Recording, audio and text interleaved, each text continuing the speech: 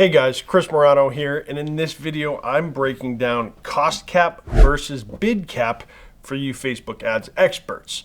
Stay tuned where I'm going to walk you through what to do, how to set it up, and then more importantly, how to determine if it's working better than your other campaigns. Stay tuned.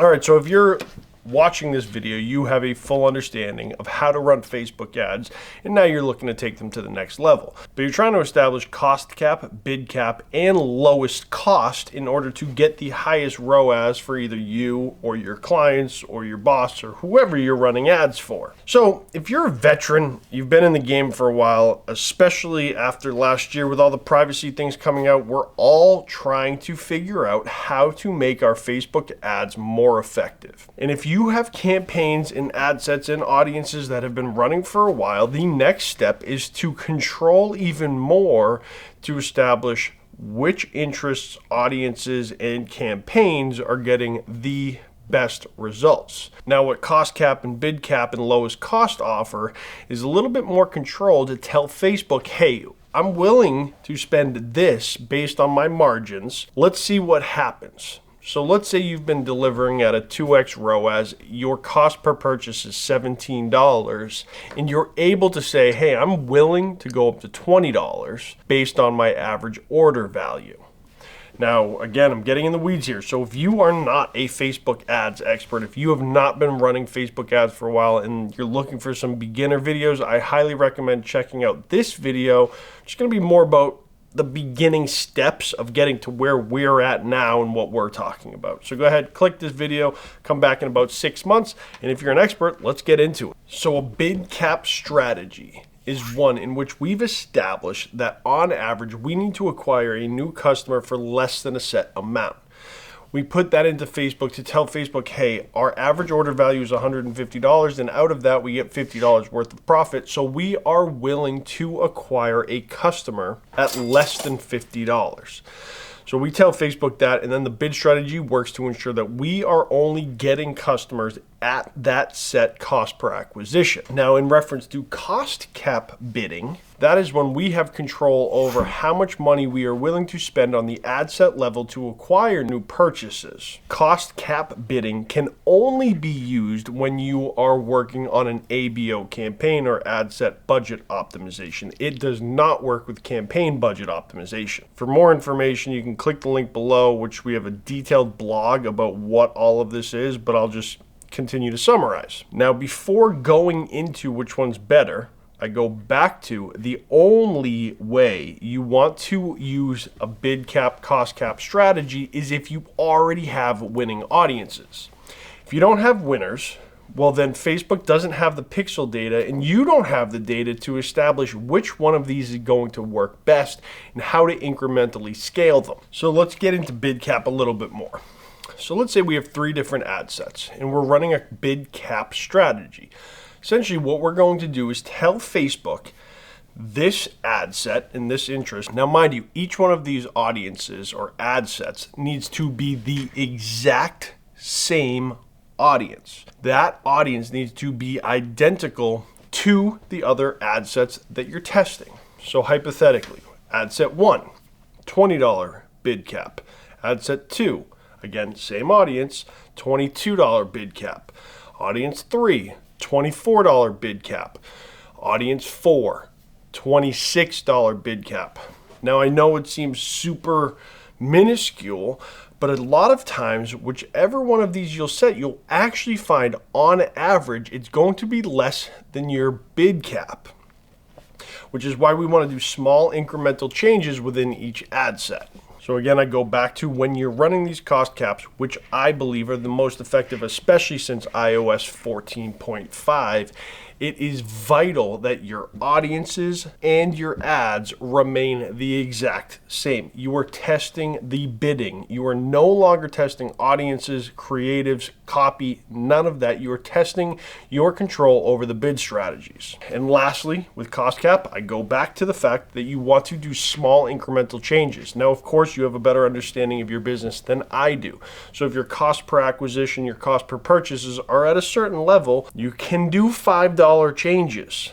But I would not go farther than that, because then you're not going to know the variance on what your change here affected over here. You're going to see a $10 variance instead of a $2 variance. And from there, you're able to reduce your cost cap bid strategy and get more money per purchase. So when do you want to do these?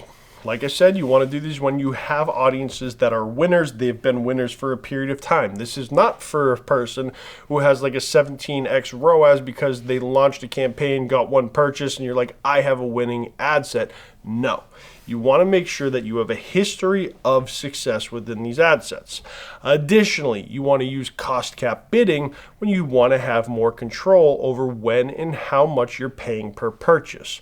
Otherwise, if you do not set a cost cap, Facebook's going to spend your entire budget, regardless of what your cost per acquisition, average order value, or any of those important KPIs are. If you guys are finding this video useful, if you like the content, give me a thumbs up, hit that subscribe button. We're growing, our channel's growing, our Blue Water Marketing team is growing, and so our services continue to get better. And I am going to pass that information along to you.